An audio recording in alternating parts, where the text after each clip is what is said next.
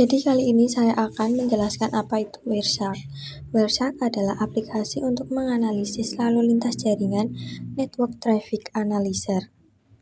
Fungsi utama dari Wireshark yaitu yang pertama menganalisis masalah jaringan, yang kedua melakukan troubleshooting aplikasi berbasis jaringan, yang ketiga mengenali serangan keamanan, yang keempat menginvestigasi insiden kebocoran data atau komunikasi yang mencurigakan.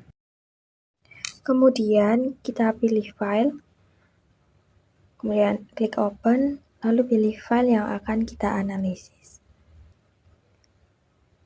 Maka akan menampilkan hasil seperti yang ada di layar. Kemudian untuk melakukan pengecekan terhadap semua IP yang tertangkap pada lalu lintas Wireshark dapat dilakukan dengan klik pada menu statistik, kemudian cari IPv statistik dan all address, maka akan menampilkan hasil seperti yang ada di layar. Count yaitu untuk menampilkan berapa banyak paket atau request yang berasal ataupun menuju ke IP tersebut. Pada layar menunjukkan IPv4 statistik atau all address, yaitu menunjukkan total paket yang terekam dalam Wireshark, yaitu 220 paket. Kemudian terdapat average, minimal value, dan maximal value. Lalu ada rate, yaitu untuk menampilkan kecepatan rata-rata paket per detik.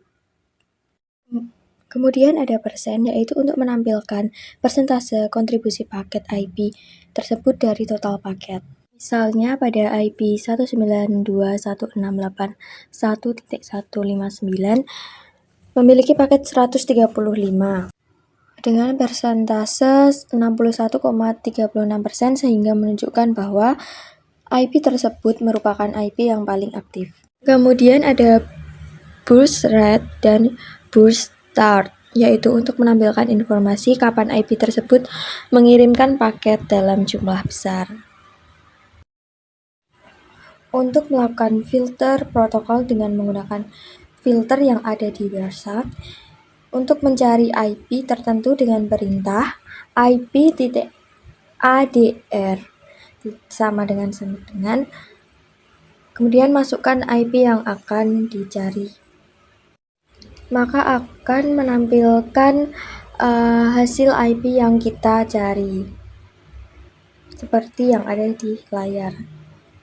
Akan menampilkan dalam bentuk seperti tabel yang terdapat nomor, time, source, destination, protokol, dan length dan info. Nomor berfungsi untuk menampilkan nomor urut paket dalam file. Time untuk menampilkan waktu relatif saat itu diterima sejak proses recording dimulai. Source untuk menampilkan IP address yang mengirim paket. Destination untuk menampilkan IP address yang menerima paket. Pada source, yaitu IP yang mengirimkan paket dengan IP 192.168.1.30 mengirimkan paket ke IP 192.168.1.10, yaitu IP 1.10 tadi, yaitu IP yang menerima paket dari IP source. Kemudian protokol, yaitu jenis protokol yang digunakan pada semua paket, menunjukkan protokol NTP v4 yang berarti semua paket adalah paket sinkronisasi waktu. Kemudian ada length, yaitu ukuran paket dalam byte. Pada length menunjukkan ukuran paket 90 bit. Kemudian untuk cek IP destination ke IP tertentu dapat menggunakan perintah IP.src sama dengan masukkan IP yang akan dicari, maka akan menampilkan hasil seperti di layar. Maka tampilan akan sama seperti yang sebelumnya, terdapat nomor, time, source, destination, protokol, length, dan info. Misalnya pada IP source yang memiliki IP 192.168.1.10 mengirimkan paket ke IP destination 192.168.1.30. Sama seperti sebelumnya, pada protokol yang digunakan yaitu masih menggunakan NTP v4.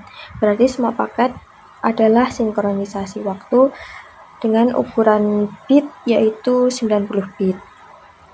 Kemudian untuk mengecek group source dan destination bersamaan dapat menggunakan perintah ip.src sama dengan IP yang akan dicari, kemudian masukkan lagi ip.dst sama dengan lalu masukkan IP yang akan dicari, maka akan menampilkan gambar seperti di layar dan memiliki nomor, time, source, destination, protocol, length, dan info. Misalnya pada IP source 192.168.1.2 mengirimkan paket ke IP destination 192.168.1.30 memiliki protokol yang berbeda yaitu TCP dengan port tujuan yaitu 22 adalah port untuk SSH dengan tipe ACK. Oleh karena itu, pada paket tersebut merupakan bagian dari proses pembentukan SSH. Sama seperti dengan baris nomor 1, nomor 3 juga memiliki protokol TCP yang sama, yaitu memiliki port tujuan 22 SSH. Oleh karena itu, merupakan lanjutan proses komunikasi TCP antara kedua perangkat tersebut. Lalu pada baris nomor 240 dengan IP source 192.168.1.2 dengan IP destination 192.168.1.30 dengan menggunakan protokol SSH, yaitu sudah terenkripsi dan bukan handshake. Oleh karena itu menunjukkan bahwa sedang melakukan login atau remote access.